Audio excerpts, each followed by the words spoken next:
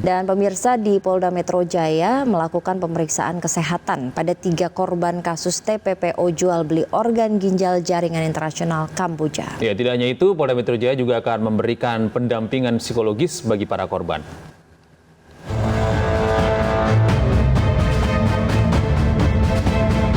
Polda Metro Jaya terus melakukan penyelidikan terkait kasus TPPO jual beli ginjal jaringan internasional di Kamboja.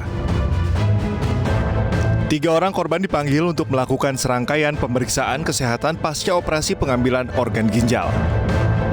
Kabid Dokes Polda Metro Jaya Kombes Pol Heri Wijatmoko mengatakan, tahapan pemeriksaan kesehatan terhadap 3 orang korban ini berawal dari menanyakan keluhan yang dirasakan pasca operasi dan dilanjutkan pemeriksaan daerah luka bekas operasi.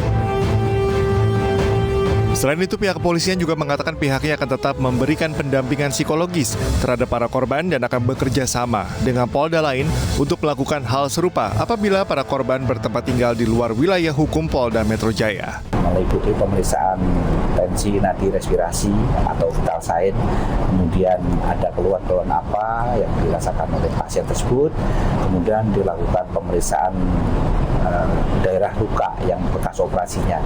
Rata-rata sudah sembuh semua, jadi walaupun baru 1 bulan, tapi secara fisik kondisi luka pasca operasinya cukup bagus, dan nanti kita akan tindak lanjuti dengan pemeriksaan laboratorium dan pemeriksaan radiologi untuk menentukan organ yang diambil tersebut.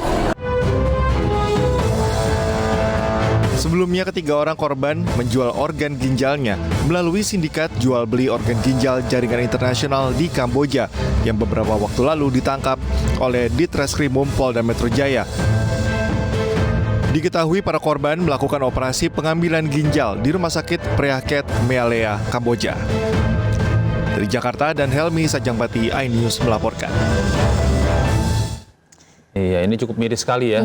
Sebenarnya aksi seperti ini sudah ada sejak lama, bahkan tahun 2019 itu sudah mulai di Bekasi. Ini korbannya adalah orang-orang yang sempat kehilangan pekerjaan, terjerat utang, yang ingin mendapatkan uang cepat begitu ya.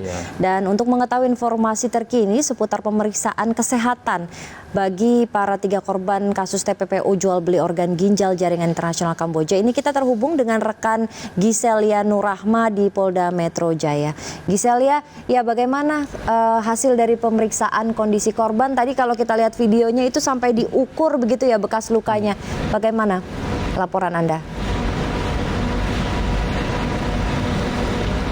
Ya, selamat pagi Gede, Ratu, dan juga pemirsa. Kasus tindak pidana perdagangan orang atau TPPO penjualan ginjal hingga saat ini masih terus didalami oleh pihak kepolisian. Adapun informasi terbarunya, pada Senin malam kemarin terdapat 3 orang saksi sekaligus korban yang diperiksa oleh pihak kepolisian untuk melakukan serangkaian pemeriksaan kesehatan pasca operasi pengambilan organ ginjal. Pemeriksaan awal ini dilakukan setelah rehabilitasi dan pelayanan kesehatan oleh bidang kedokteran dan kesehatan Polda Metro Jaya untuk mengecek apakah ada keluhan atau tidak dari para korban usai menjalani transplantasi ginjal.